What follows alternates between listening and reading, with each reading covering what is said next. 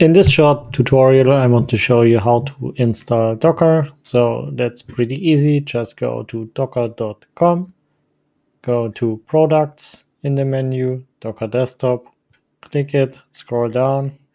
There you find a Docker download desktop. Just choose your system.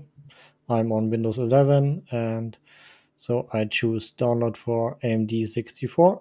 Then it's downloading it. Okay, now it's finished downloading. Just click the exe file here in the downloads to install it. It starts the installation. We let it in default and just click next. Okay, now it's installing. This takes a few minutes. Okay, now it is done. We can click close and then we can click Docker desktop here to open it. You see this service agreement. Yeah, you can read everything or just click accept. Then you got this screen where you can set up an account, but you don't have to. So just click top right skip. Here as well, you can fill it or not. Just click skip here for me. And then you are ready to go.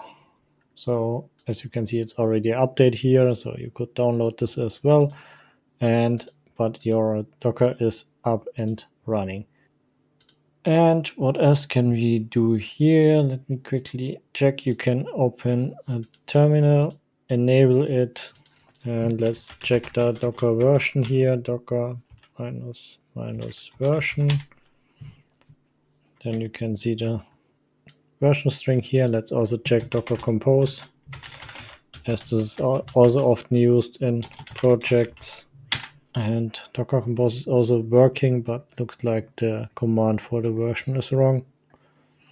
But as you can see, it shows all available commands, so it is working properly. That's it for this video. If you want to know how to install Git and Python or other stuff, check out this playlist and see you in the next one.